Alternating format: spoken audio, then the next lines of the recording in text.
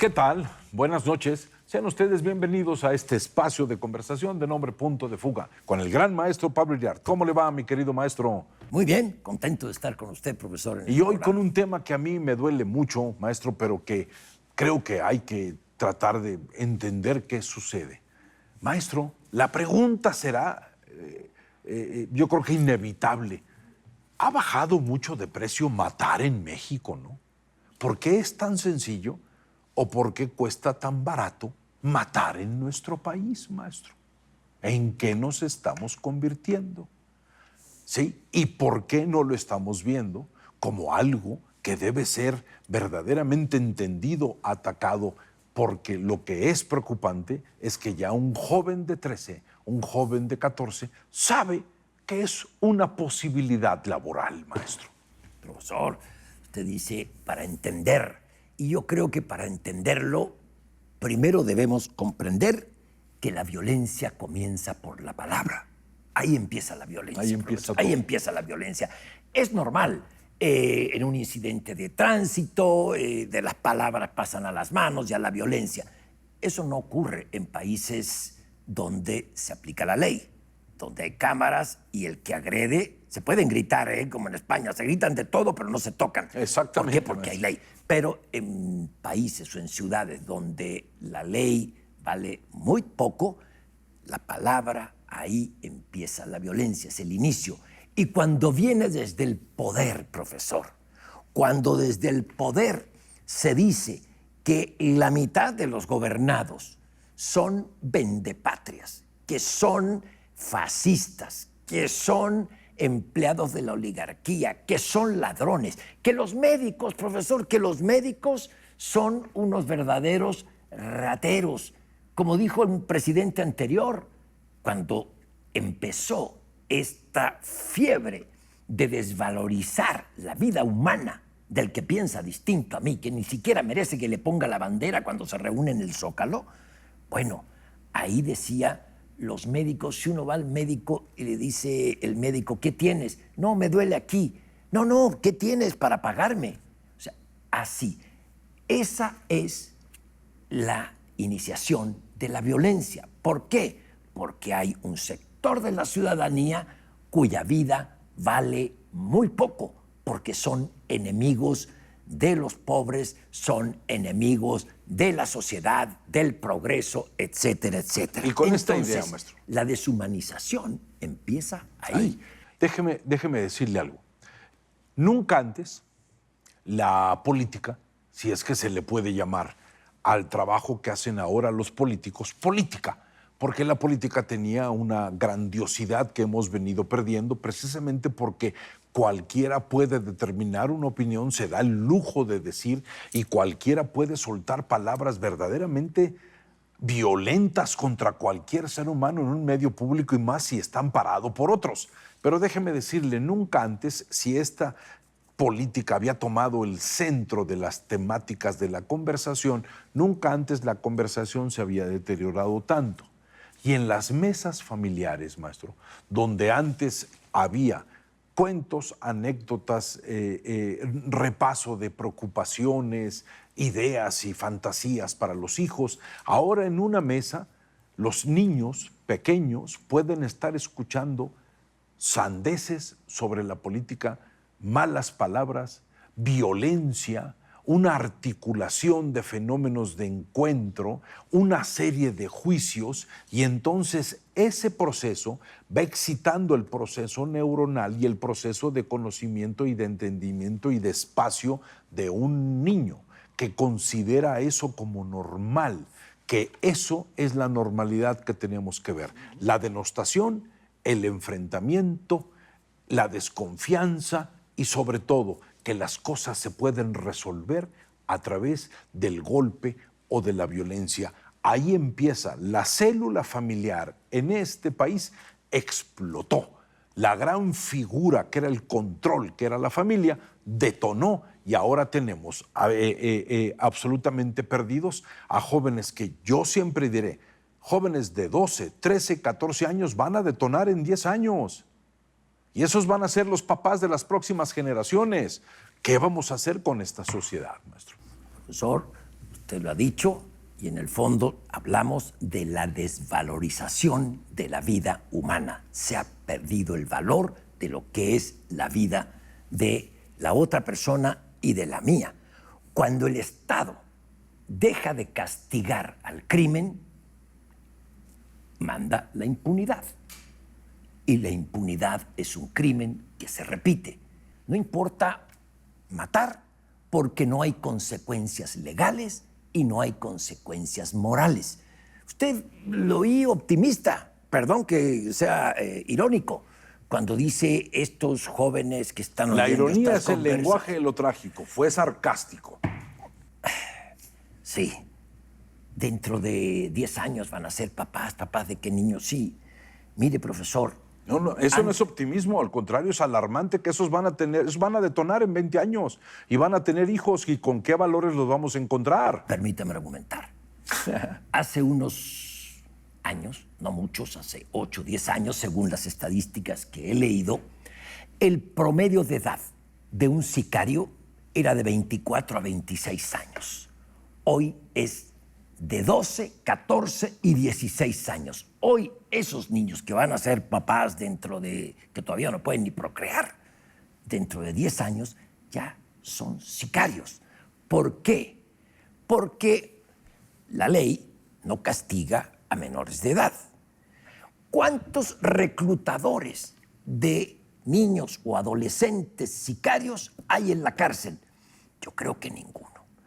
¿Cuántos niños sicarios van a la cárcel? Tampoco se puede. Es decir, está libre el que contrata niños para matar y los entrena para matar, y está libre el que mata. ¿En qué sociedad vivimos? O sea, ¿cómo puede esto seguir solo al amparo del poder? El punto importante es desvalorización del lenguaje, desvalorización de la imaginación, desvalorización de los valores. Los valores, que en sí mismos eran palabras virtuosas, se han venido en un proceso de depauperación. Se ha perdido. La palabra honestidad es una palabra que bien podría manejarse de mucha manera. De la palabra respeto podría manejarse en otro sentido, que tiene que ver muchas veces con servilismo. La palabra vida, que es algo que hay que preservar, ya no tiene sentido. Pero sobre todo, la palabra esfuerzo y la palabra desarrollo se acabó. Gente, jóvenes, niños que dicen, prefiero algunos años de opulencia donde yo pueda vivir el dispendio de la riqueza. No hablan del engrandecimiento de un futuro, hablan de opulencia y hablan de dinero para tener dispendio. Y después, si me toca morirme, ya viví bien. Vaya, en ese sentido, los conceptos sobre vivir se están modificando, y nuestros valores también, maestro. ¿Por qué es tan fácil matar, decía usted? Porque el Estado abandonó a una buena parte del territorio nacional. Lo abandonó y está en manos del crimen. Manda el terror. Entre las pandillas, la que cree más terror es la que obtiene mayores ganancias económicas, y el Estado se replegó. ¿Por qué? ¿Por miedo o por complicidad? Pero el repliegue del Estado ha sido notable. Un Estado en no puede tener zonas miedo, del maestro. país. Profesor, le hago una pregunta. Sí, señor. ¿Cuándo se jodió nuestra sociedad? ¿Cuándo se jodió? ¿Cuándo dejamos de alarmarnos ante el crimen y ante las armas y ante ejércitos paralelos? ¿Cuándo? Para mí hubo un momento clave, maestro. Un linchamiento por televisión y un hombre que fue quemado por televisión en una zona sur de la ciudad, en Tláhuac, ¿sí? ¿Y qué se contestó? Es el México profundo. Perdóneme, ese no es el México profundo. Y yo fui la primera vez que yo vi eso en televisión abierta. Nosotros estábamos viendo la catástrofe de una sociedad. Alguna mujer o alguna persona que gritaba cosas para incitar a la violencia. Siempre hay un perpetrador que está incitando a la masa, y cuando la masa está emocional huele sangre, pues es el mismo comportamiento de una jauría que una masa humana, ¿sí? Y en ese momento, maestro, no se puede. Yo recuerdo que al día siguiente la idea fue, es el México profundo. Perdóneme, eso no son ni los usos y costumbres de un pueblo, ni es un México profundo. Para mí, ahí empezó una visión de comprensión de lo que significa ver ese espectáculo de sangre, y ahí empezaron muchas cosas. Qué buen punto, qué bien lo que dice, profesor. Creo que es el mejor ejemplo de la connivencia y la complicidad de gobernantes con el crimen. En esa época, la que usted describe, el gobernante de la ciudad 20 años, era maestro. Andrés Manuel López Obrador. Era jefe de la ciudad. Y él, exacto, él contuvo. Las palabras son de él. Él contuvo, exacto, él contuvo. Ahí había un asentamiento de granaderos. No actúen. Los quemaron, los lincharon, los mataron. Pero como sociedad, yo creo que, profesor, esto se jodió con el levantamiento del EZLN. En el 94. En el 94. ¿Por qué? Porque ahí no solamente los medios de comunicación y un buen sector de la clase política progresista alabó el uso de las armas. No les importó que el EZLN hubiera matado a policías municipales en la noche del alzamiento en San Cristóbal mientras dormían. Ni zapatos tenían los policías municipales que cuidaban la cárcel de San Cristóbal. Los mataron y, sin embargo, hicieron héroes a Marcos y a los comandantes de ese grupo que mataba. La sociedad justificó el uso de las armas. Llegaron aquí toda la progresía de Occidente. Vino aquí, usted se acuerda, la señora Danielle Mitterrand a ver a Marcos. Habían verdaderas caravanas Una para ir a ver mitificación de un pasamontañas, que tomó las armas para matar a otros mexicanos.